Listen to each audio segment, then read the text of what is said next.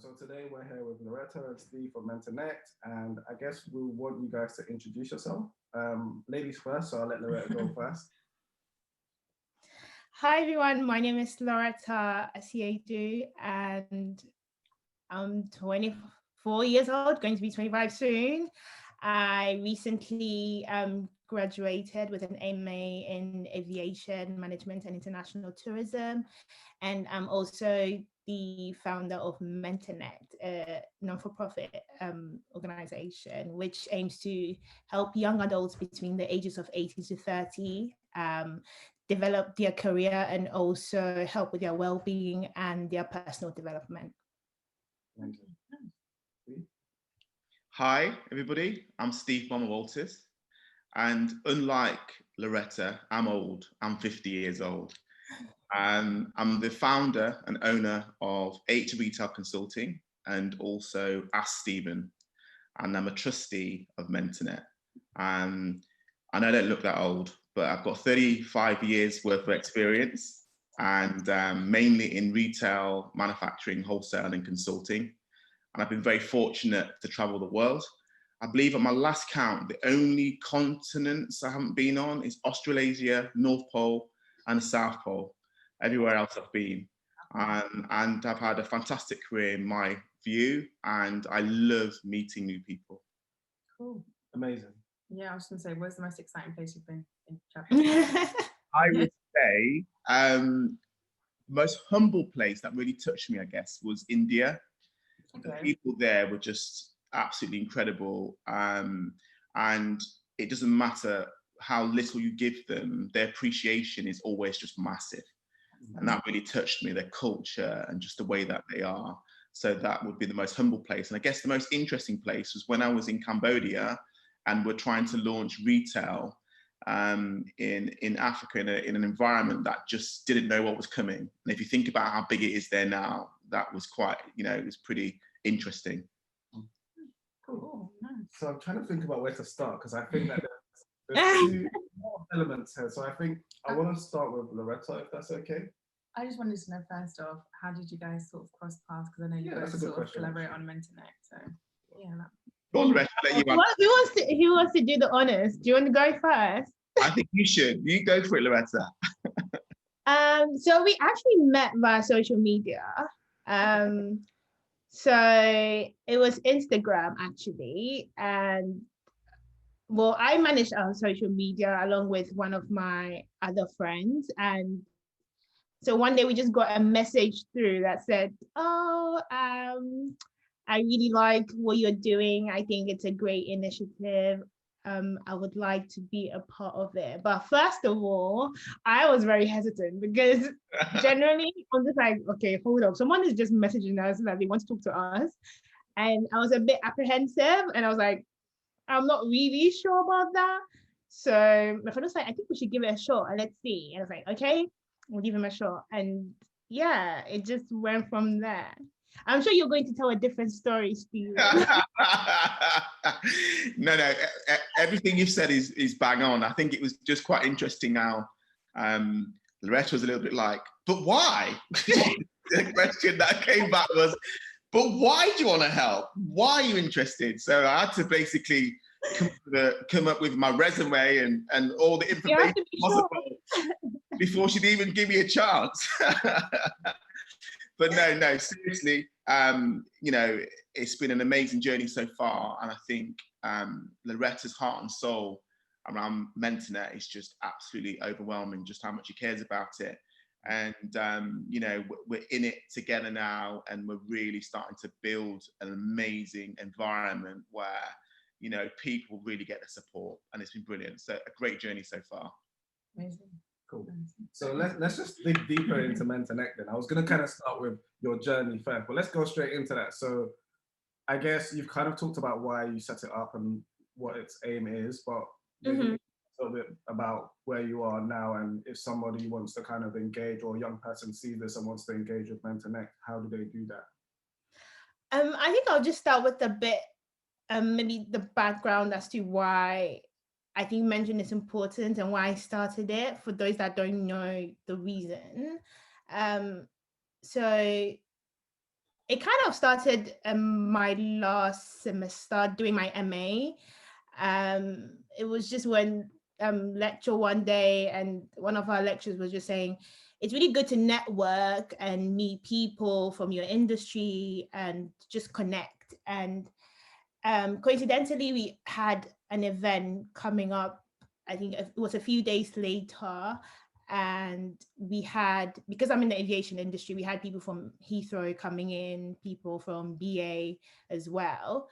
So because my lecture made that point, I just made a mental note. I was like, okay, maybe this is the opportunity for me to just basically grab that opportunity and meet someone. Because we had guest speakers from really big companies coming in. And so I attended the event, and afterwards, I basically approached one of the speakers who happened to be the head of architecture, the IT programming at Heathrow. And I asked them, like, nervously, would you like to be my mentor? Because I'm not sure whether you guys know, but the aviation industry is one of the hardest industries to break into. Um, and he said yes, it was something he was happy to do. And he hadn't even been a mentor before. So he was like, it's a challenge that he's up for it. So it just started from there. And during one of our sessions, we were just talking, and he just mentioned how he just wished that um, there was a platform whereby students or young people can go, and even their mentors as well can access information and materials, etc. And I was just like, that's actually a good point, because I love to be mentored. I love to learn from people who've been there and done that. It's something that has been a part of me ever since I think I basically knew what life was about. And so I was like, maybe I can do this. Maybe I should just do a platform. Initially, it was just a website where I just put materials on there and people could just go and get access to it. And then eventually I was like, I can actually make it a thing whereby I can connect those between 18 and 30 to a mentor, and they can get it for free, because I believe that between those ages, it's where it's quite difficult to figure out what you want to do with your life. And you tend to have issues generally with career, or even your personal development in general. And I didn't believe that it should necessarily be charged. At least some elements of it should be free, because no one knows it all, you know. And yeah, so that's how it kind of started, and Mentornect was born. So far, if anyone wants to get a mentor, what they have to do is just go to our website, www.mentornet.co.uk, and basically our list of mentors are on there. And yes, Stephen is far. I know he wants to raise his hand. No, I just like the way you just slid that in. That was just like smooth. And they can just have a browse through the mentors we have. And if they identify with any of them, they could just, it's very easy. You just go and apply. You basically fill in a form, a short form, and then we just get back to you, and we ensure that you're basically paired with the right mentor. Because someone can come and say, I really want Stephen to be my mentor, but when we actually look at your application form, we might feel, I don't know, maybe Pearl might be the best mentor for you. So yeah, that's how you go about basically be a part of Mentornect. Nice. Yeah, no, I was going to say something, but it's a bit different from Mentornect, so we just keep. Yeah, we can Yeah. we can go about there and about. No, I was just going to ask, like, do you outside of Mentornect, do you work in the aviation industry? No, so currently, because of the pandemic and everything that's going on, I've kind of put that on hold for now, and all my focus is now on Mentornect at the moment. Cool. Well, can I dig deeper into the aviation? Yeah, sure. How that came about to be what you became interested in? Yeah. Oh yeah. So for my BA, I didn't do anything to do with aviation. Okay. I did business and Spanish for my first degree. And for me, the aviation thing has always been, I think I've always been interested in it, because my first solo flight where I didn't really travel with my parents was when I was 6 years old. And it was at that time where British Airways had rolled out their new Skyflyer solo program. So you can basically pay where the air hostess would take basically extra good care of your daughter or your son. And obviously my parents were busy, so they couldn't fly with me. So they paid extra for that program. And ever since that flight, I was like, I just loved planes, because my parents were worried that I was going to cry the whole journey, and it never happened. And I was like running up and down the aircraft like during flight. And obviously, because you're not traveling with a parent, you're taking extra good care of, and they can take you basically to the cockpit, and you can see different parts of the plane. And I just feel like it's something that I just love. And I just love airports. I just love the fact that it's like a mini city in there where you have shops, everything. You can basically live there. So it just started from there. And after my BA, I just thought I could just explore my interest, really, something I've always been interested in. So that's how it came about. Yeah. There are specific sort of, if you were to work in the aviation industry, where would you want to be? Part of the crew, part of the people who look after the plane? Yeah. So I've always said I wanted to work with BA. I know that's so cliche. Oh my god. I wanted to work ideally with the commercial department. So obviously it's like handling the day-to-day operations. You do a bit of everything commercial with an airline. And because I also speak Spanish, I just wanted to basically use that. And I just thought it would fit in well, because languages and travel go really well together. So yeah, so it was probably commercial, but I don't really have a fixed role as to where I really want to be. But as long as it included travel and my use of the Spanish language and interacting with people, then that was fine with me. Yeah. Cool. There's one more question before you go. But yeah, now, sure. On travel, but moving on to Steve, because I think it's a good question around, especially for someone who's traveled a lot. What impact do you think that has had on you in general? So being able to see different experiences and go to different places, what kind of an impact do you think that's had on you? That's a really good question, actually. And it's something I always talk about when I talk about my career. And people say, why are you the way that you are? Obviously, as a child, we're very much imprinted on by our parents and our surroundings. And it's not until I think you actually travel to the countries that you then start to take on a new meaning, I believe. And this is why I always think if people haven't traveled, I always encourage them to travel and see other cultures. From the way I speak now to my body language, to the way I articulate, it's all because of my travel. I often say to people when they say, what makes you unique, what makes you different? And I always say it's my ability to get to the heart of things much quicker, because I understand different cultures and understand the difference around people. I wish actually if I could go back in time, I would love to have studied psychology, because I really do. I'm fascinated by people. So travel has really helped me understand cultures. And I think the one thing that we're all trying to do, I guess, is trying to communicate better. And I think traveling has allowed me to be able to do that.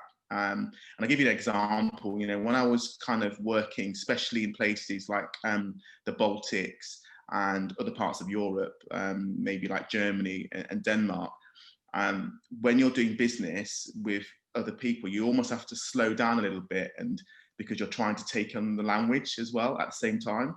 And that teaches you a lot around patience, and also to understand that business can be done very differently, but the outcomes can be the same. But the way in which different cultures do business is different, but the outcome's the same. And I think the word patience I use a lot. So you'll sometimes find I'll pause sometimes, and sometimes it's because I'm trying to work out language, or I'm trying to think out what's the best way to articulate that answer back. Because I'm thinking to myself, am I in the States? Am I in Germany? Am I in Holland? And I'm very do that a lot. And I pause. You'll hear me pause, and it's because I'm working out the best way. And I think, so culture and communication, travel has really helped to do that. And, the other thing I would say as well is you cannot underestimate how business is done differently in different places. The Middle East was a huge experience for me, and I did a lot of business there because I understood the culture. And I just want to add to that, like I just feel like the big chains, the big companies like Starbucks, McDonald's, they all understand the importance of localization and obviously immersing yourself in the culture and the country you're going to. And that's why I feel like they've not only been successful here in the UK and the US, but in other countries as well. So I definitely agree the fact that if you're going into a different territory, you need to like be well informed and make sure that you're open to their things as well. Cool. Right, so I've got a question for Steve. So people often talk about, all the exciting stuff and all the success when it comes to running a business. What's things that perhaps hasn't gone so well? Like, do you want to share some of your experiences? Like, what challenges have occurred and what have you learned along the way? Yeah, absolutely. That's a really good question. And I think any serial entrepreneur like myself, we have many, many failures to go over our successes. And I think you have to have the failures to actually learn, and you have to have the failures to go forward. The one characteristic I think that most entrepreneurs have is we're risk takers, and we're always trying to forecast and look forward in whether that's half a decade or a decade time in terms of what's going to happen next. So while everyone was worried about the pandemic that's going on at the moment, 6 months ago, I was already planning for the second wave. So I had a plan and I was working hard to prevent the second wave affecting some of my ideas. In terms of failures, I've been 48 hours away from a business going under. So one of my businesses back in the noughties, it was around 2005. I was doing really well in the Middle East. It was a recruitment company that I had. We were smashing it, and the market crashed. And overnight, there was just a big hole in recruitment international. And my business is 48 hours away from going under. And I managed to just save it by being able to move some clients that were thinking about doing some things in the UK, switch them from international to UK to save the business. I've had scenarios where the common denominator in business that you can't control is people, okay? So there's a lot of things in business that you can control, and you can almost say on any given date it would be X, Y, Z. The two bits you can't control is one, your consumer, and one, the people that work for you. They're the two variables. And I think any entrepreneur will always tell you that that's the bit that you get wrong. So I've got it wrong. I remember being a fresh 18-year-old taking on my first post in Hull. I tell this story very often. I was appointed the store manager of a £500,000 turnover store. It was my first week. I entered the environment and I thought it was a big shot. I talked to my team as if they were, my slaves, basically. I was like, yeah, I'm the big daddy. They have to do as I say. I was very bolshy, overconfident. I realize that now. And I got a phone call, I think it was on the 4th day, from the area manager. He said, right, Stephen, we're going to put a sale on tomorrow. So basically, in those days, when you had a sale, you literally had to paint out the whole of the store windows. Every single right shoe had to be stickered and put onto a stand. It was a really big operation. There was just no way in hell one person could do it on their own. So I turned to my guys and went, guys, just had a phone call from the area manager. We've got to get this on. We've got a little time, rah, rah, rah. They looked at me and went, we aren't staying. We're going home. You've been talking to us like we're, something on your shoe. You've been rude to us. We're not happy. We're going home. And I kid you not, I tell this story because Norma, who was the head of the group, she literally dropped the keys and she made sure they all left. Every single person left, me on my own. I was there 3 a.m. in the morning, pasting posters on the window, sticking things. They all came in the next day, and I learned a very valuable lesson. And that this is a lesson. Treat people how you want to be treated yourself, and always have that in the forefront of your mind. It doesn't matter how high you are, what position you're in, always treat people with etiquette and with respect. And I failed miserably, and they backed me and bailed me out, to the point where, fast forward 12 months, I was in Leeds with my whole family, and I was awarded the Manager of the Year award. And just to give you some highlight how that is, there was 1,000+ managers in the country at that time, and I won at 18 years old. Well, I was 19 when I won the award. But yeah, so it just goes to show, and I realized the power of people and the power of, I got it wrong. I made a big mistake. I got it absolutely wrong, but I was able to turn it round because the people believed in me. That's very, that's a very good and interesting answer. Yeah, and it's good that you learn it so young, because Yeah, I always say that. Yeah, I was very fortunate. I learned a very valuable lesson at a very young age. yeah. And I guess on the flip side of that, what are some of the positives you've seen from running a business? Yeah, lots of positives, but I think one of the ones I will sort of home in on again, becoming the regional controller. Actually, me and Loretta was having this conversation earlier. I was the first Black regional controller in Jaeger. I was the first Black and also the youngest ever. So I was 27 years old at the time, and I took on a £60 million turnover environment. And it was tough because I was the first and I was young. And I was having this conversation with Loretta earlier. When I was younger, my colour was never the first problem. My age was the first problem, then my colour. My colour became more of an issue as I got older. But when I was younger, because I did things very young and I was in very senior positions young, it was always, he's too young. And then it was, he's Black. It was never, he's Black first. So that was, my age was a big issue for me. It was something I had to really overcome. I was always the youngest, so I was always challenged. How can he be doing this job? He's only 27 years old. You know, I had to overcome that, but it was a great achievement at such a young age. I could go on, my whole career is just littered with things where I did them first. I was always the youngest. But that's part of who I am, I guess. I was never afraid of taking on new challenges and taking risks and putting myself in a position to be able to move forward. And I guess for young people who might see this later on, you know, if they are in a position where they are the youngest in their company at a very senior position, or they're working somewhere that maybe their parents, you know, could never work at, but they're young, what advice would you kind of have for them?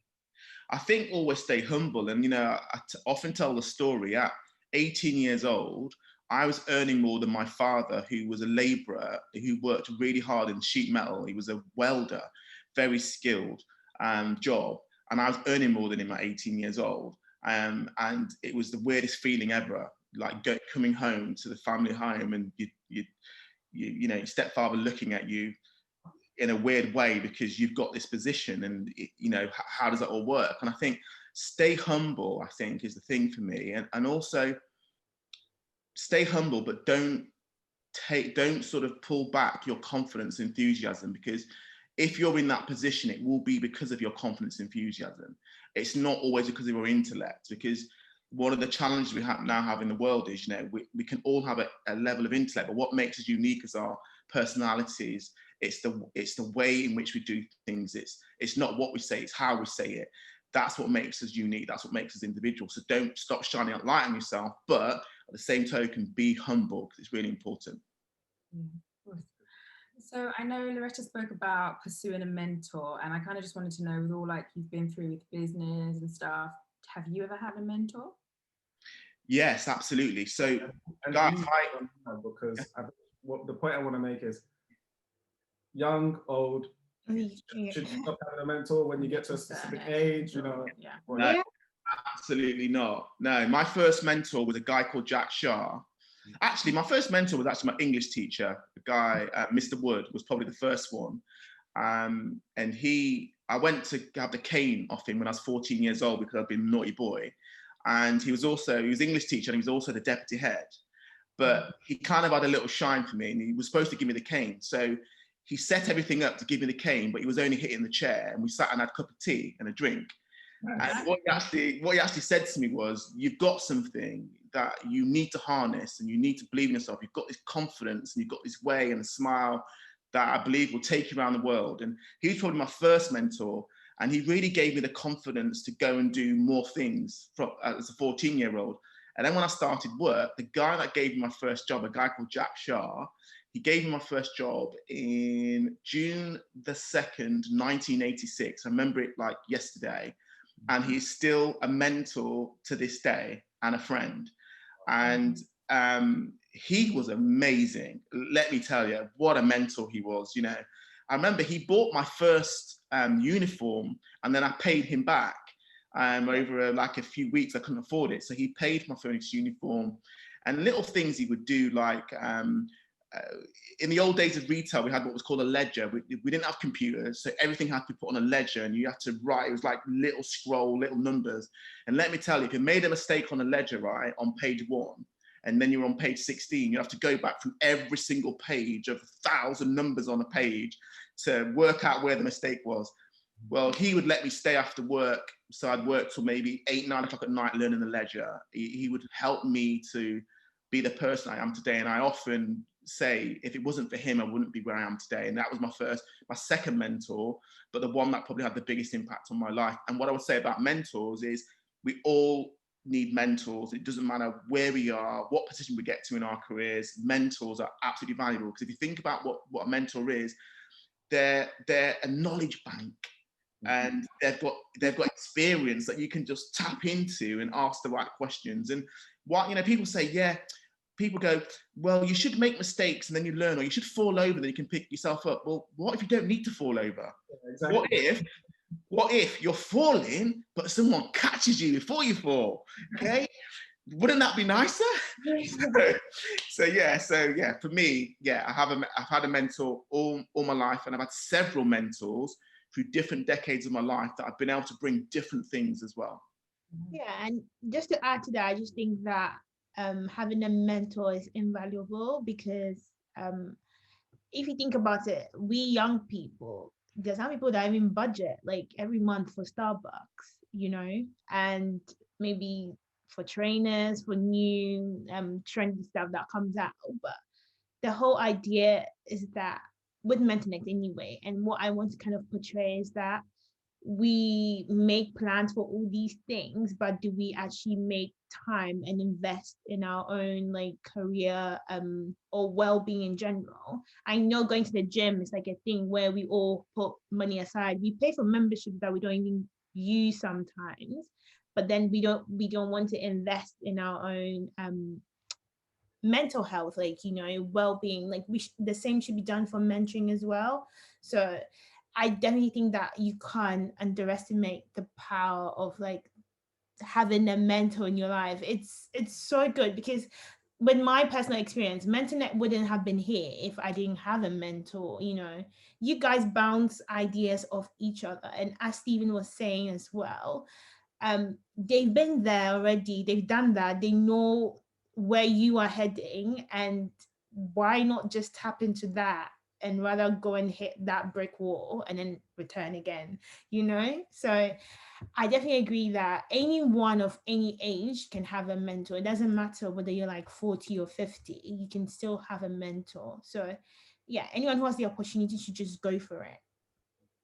So I guess one more question around stuff for young people, and then we'll go into like more interesting questions. So I guess a lot of young people right now are kind of, I don't want to say sad, but they are not too clear, not too positive about what the future looks like. Whether that's because of the pandemic, or because of the issue with grades earlier this year, or the bumps that they had without education, and the fact that unemployment is growing. So when they come out of university, the amount of jobs that are going to be around, who knows, right? What kind of advice do you have for them to kind of keep themselves motivated, keep themselves challenged, and to make sure that they're in the best place for when they do get to that stage and they're looking for their first job or etc.? Tough one, right? That one. And I'll go afterwards. You go first and I'll go after.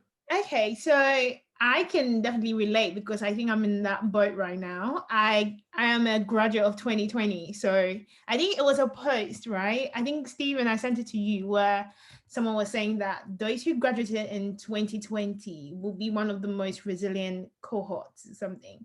And it is definitely true, because you literally come out straight bang in a pandemic, and we are in a recession, but it's not like the 2008 recession. This is like even worse.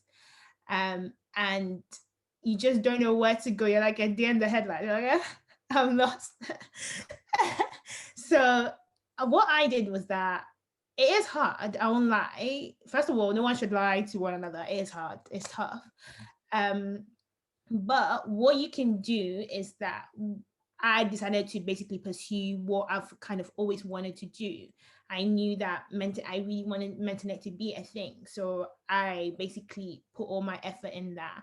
And that was kind of what has kept me busy. So I would say that if there's any young person out there who has an idea or a dream and they want it to come into fruition, they should focus on it right now. Because if you think about it, employers in the future, when you're working for them or you're applying for a job, they will literally be saying, what were you doing during this time? You know, they will sympathize with you, but I think it's what you actually do that counts. It's not the state of affairs currently. It's about what you put your energy into and what it becomes like at the end of the day, if that makes sense. So they shouldn't anyone who's going to basically what I am in at the moment, they shouldn't be too harsh on themselves, because everyone understands it's not their fault.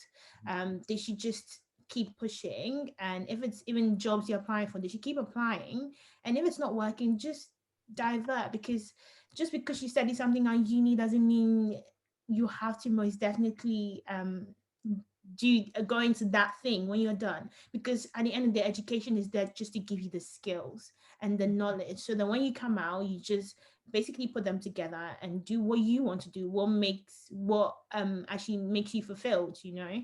So yeah, they should just focus on whatever they've always wanted to do, and everything will work out eventually.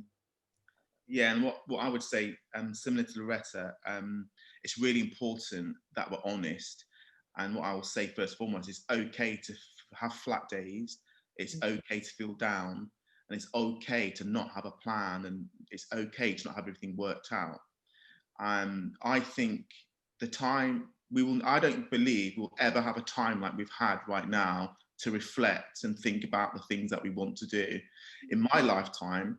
So from 1986, when I started work, I've never had to press the pause button in my life at all. So the pandemic allowed me to press the pause button and actually reflect.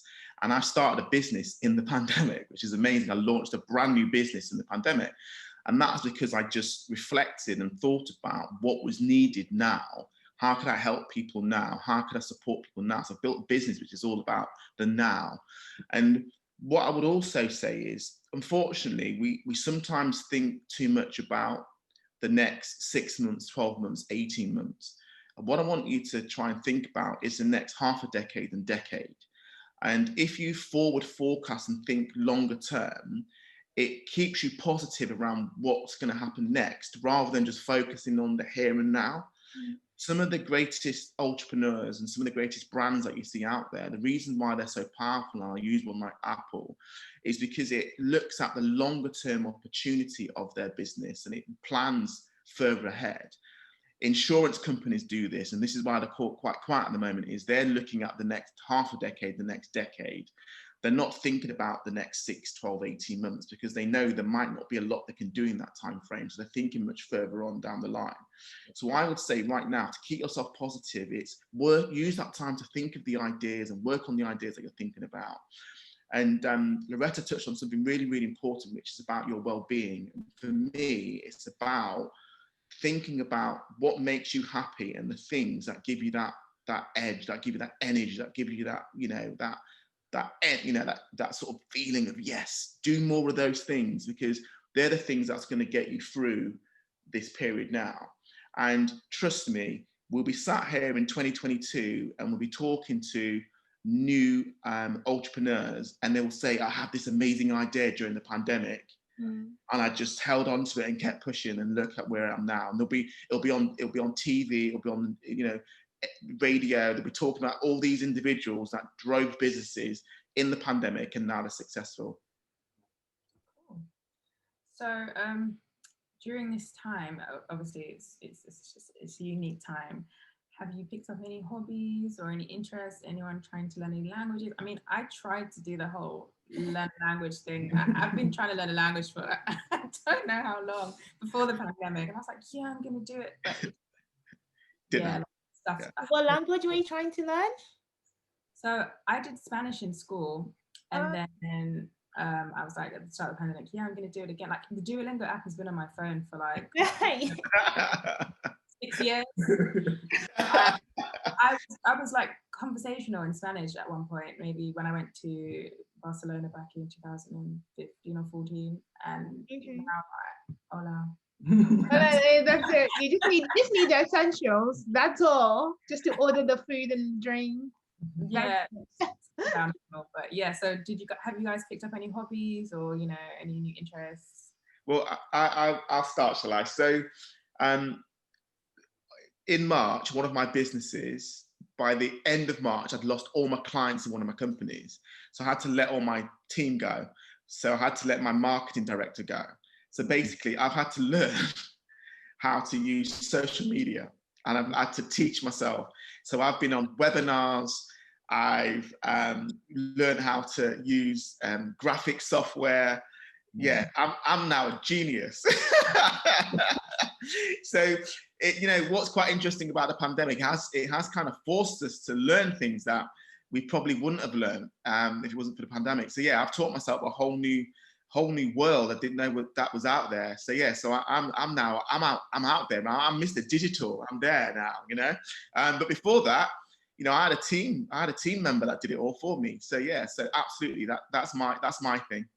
Yeah, he's definitely learned a lot of stuff. Oh my gosh. Like, he literally recently learned how to even screenshot on a Mac. And every time we have a meeting, he just goes, oh, you do this. And I'm like, why did I teach him this? Like, no. I'm like, no, you don't do that.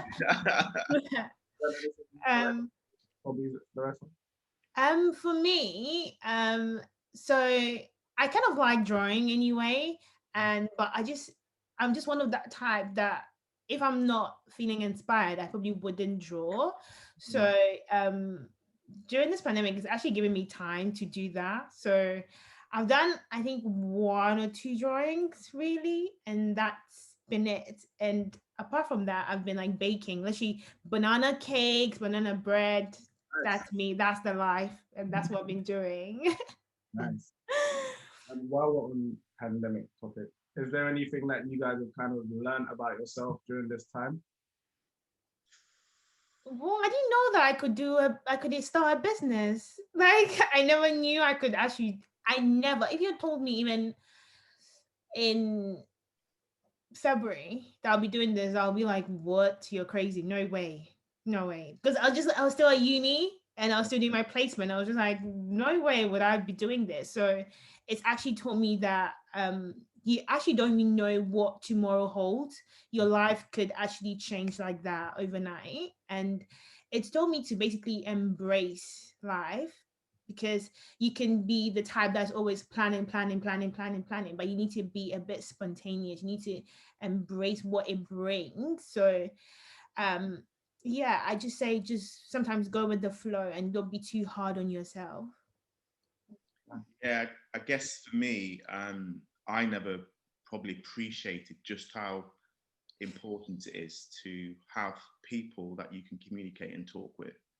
And I've been quite surprised by how many people I've been able to help. And I guess I took my personality and the way I am for granted. And what I mean by that is I believe I have a gift, and I believe there's many people like me in the world where we don't realize we have that gift. We just think it's the norm. And the reality is it's not the norm. And one of the things that I've really learned in this whole pandemic situation is to just give more and don't worry, just give it. And, somehow the universe will pay you back. So I've just literally been giving, just give. And people have been really touched by that, and people have really benefited from that. And I've just carried on giving more and more and more. And I think, I realized that not everybody is the same. And if you have a specialism or something that's unique, then you should share it. Share it with as many people as you can. So I feel like my next question, I feel like Steve already touched on this, so I'm going to ask Loretta. If you give yourself, your 18-year-old self, any advice, what would it be? Actually, you're quite young, so I'm going to say 16. 18, 15. I'm just trying to think what I was doing 15 years old. I was still, yeah, like secondary school. Yeah. Do my GCSEs. I would say relax. I know it's very, very simple, but because I think those who know me know that I'm quite hard on myself, like Stephen would say.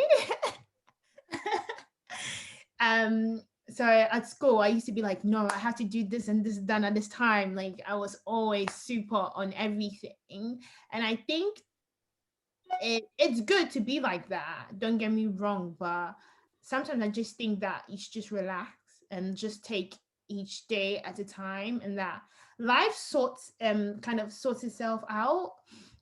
I know, like even now, sometimes I just think, oh, what if this doesn't work? This part of my life doesn't work, or that part of my life doesn't work. And then Steven is that he's like, you're only 24 to 24, and I'm like, but yeah, I'm so old. I'm still supposed to be doing this and this and that. And I'm like, okay. He's like, just chill, just relax. Everything will be fine. Like life sorts itself out. As long as you're doing something, it will eventually work out. So I would tell my 15-year-old self to just relax and just take each day as it comes. But obviously be focused in whatever you're doing, but just don't be too hard on yourself. Nice. We won't take you too far back, okay? Right. Final question, a bit more fun. So it's Friday. Is it Friday today? No, it's Thursday. But let's say it's Friday. Yeah. And you're in the office, it's lunchtime. What's on your Spotify playlist, and what's on love this question. So lunch first, me? Lunch and Spotify playlist. Okay. What? Sorry. What? So was it? I just had the music bit. Like for me, music is everything. Lunch. What are you gonna have for lunch? And what's on your Spotify playlist? What would you have for lunch? Pret. From Pret? What would you have? From Pret. Yeah. I always go. Is it for the tuna melt? I always go for, or the BLT. Cool. And what's on your Spotify playlist? Oh, Afrobeats every day, Nice. anytime, literally. Burna Boy, hello. Steve? Right. For lunch, for me, anything with chicken. I just love chicken. So whether it's a chicken sandwich, whether it's chicken on its own, just chicken, and more chicken. Nice. Yeah, standard. And on my playlist would always be Biggie Smalls, I'm afraid, man. It's like, yeah, that guy's just got some rhymes and his flow's just so good. Nice. Yeah, juicy all day long, yeah, for me, yeah, 100. Cool. Well, it's been a fun conversation. Yeah, it's really nice. Been longer than we thought it would be, but that's good because it means that we enjoyed it. We thank you guys for joining us, and yeah, I guess that's it really. We'll have another session soon, but thank you guys for taking the time out to come and speak to us, and hopefully this video will benefit a lot of young people when they watch it in the future. I really hope so. I hope lots of people are able to like learn something from it. And thank you so much for giving us the opportunity to even come on here and basically share something with you guys. I have a question. Oh, wow. No, I just flipped it really. I just want to know basically like how and when beBrave really started. Okay. And like how you two, because I know you two are like a team, but obviously you're a couple as well, and how you guys are able to work together, and yeah, like no friction, that kind of thing. I just think it's admirable for me. What, Steve? Yeah. One was, how did it start? I feel like it started with you. Mm-hmm. So do you want to say? Yeah, Okay, yeah. cool. And where now? It's just, I was saying we initially probably started properly January last year. Okay. Okay. It was just off the back of a conversation, you know, what do we want to do next? I think I was just like, you know, I want to do something to support young people, like, Yeah. and, you know, to give back, make sure that they have their opportunities in us. The same way I picture every day, they come from the words of the truth. Like, that's actually how it started. Yeah, I think he is quite passionate about helping young people. I guess when you grow up and maybe you don't have support or guidance, you just think, okay, how can I give back to help other people that are young? So like, you want them to go through things differently than how you did. So I think that's probably what drives. Yeah, that's what drives it. Yeah. So yeah, I think one day I said it and she was like, okay. And I was like, cool, let's do it. And we just started doing it. And then in terms of working together, like, do you want to take that one? Yeah, sure. Okay, cool. Yeah, because we have beBrave, but we also have like a lot of other platforms and we're working on so many different projects. I would say for the most part, it's fun. Yeah. What about the part that's not the most? Like, it's just normal. Like, everyone has like, you know, everyone has challenges, don't they? Like, when you go to work, you might be a colleague that just annoys you sometimes. Like, That annoys you. Wow, that's the first I'm hearing of that. We're both quite strong characters, so sometimes we do like clash on certain. So I think it's that it's the same way with any sort of relationship, which is you're both different. So in some ways, I'm very like, I would say logical. Like, I just think 2 + 2 is 4, and let's get to 4. Yeah. People might be, well, we could do 2 + 1 + 1, and that still gets us 4, right? And I'm like, yeah, I know that, but let's just do this. 2 + 2 is only 2 things. 2 + 1 + 1 is 3 things, and I just want to get it fast. Yeah. Right? That's what I mean. I just mean, like, we have different personalities, and sometimes we might be talking about a specific thing or trying to make a specific decision, and it might take us a couple rounds just because we both have different I think that the fact that we are aware of that is what helps us to get through each thing. Because if we weren't, then we probably would make things more serious than they are. But we know that at some point we have to make a decision. So even if we do clash heads, we're like, okay, this is how we both feel. How do we get to a place where we make a decision and we kind of just go from there? So it's challenging on some days, but on most days, I think it's pretty cool. Yeah, and I think the important thing is not holding on to things as well, because like, we're married, so it's like, you know, if we had like a disagreement at work, it's like, okay, don't hold on to that. Yeah. Like, that's work, you're me and Crystal. Yeah. And when we get home, we're not work, you're me and Crystal anymore. Yeah. I think it is just kind of taking things easy. Like, okay, we disagreed on one thing, but not to make it too big of a deal. It's like after a few minutes, like, it's kind of fine most of the time. I think so. So yeah, I hope that answers the question. Yeah, it does. Like, I just think it's so amazing because you guys are really young. It's not like you guys are old. I don't feel young, if I'm honest with you. I don't feel young at all. I think as each day goes by, I feel a little bit older. Yeah, I get that feeling, but I'm just, because from other people's stories that I know, they're older and they're working together and they're married, but I don't think I've met a young couple like you guys that are doing all of these great things. Absolutely. And like married, and I just think it's just so amazing. It's just commendable. I agree as well. I think you're an amazing team, and your interaction and just the way you come across is fantastic. And I think great. I don't really like to use the word role models, but just great people for young people to sort of emulate and see. And it's just so fantastic. I think it's great. What you guys are doing is unbelievable. All of 3 of you, it's unbelievable for young people. You know, I salute and bow, because you know you're the next wave coming through, and I think it's just so amazing. That's what we need. We need that. It's so important right now in the world. We need it. Thank you so much. Okay, I'm going to... Unexpected there. Yeah, I mean... Sorry. Rebecca's from Ghana. That's always going to happen, yeah. Oh my days. You're just going again. Table on you. That's just how it is. But Yami's from Nigeria, right? So he knows that. You know what it's like. We've done like maybe 4 or 5 of these pre-recorded ones now, and no one has flipped this. No one really interrogates us in general, so it's like, Well, thank you. It was nice to kind of just Remember. I'll be prepared next time. Yeah. Oh, yeah. Sorry about that. I just thought we're supposed to ask questions as well at the end. I'm always a question person anyway, so. But yeah, but thank you guys anyway for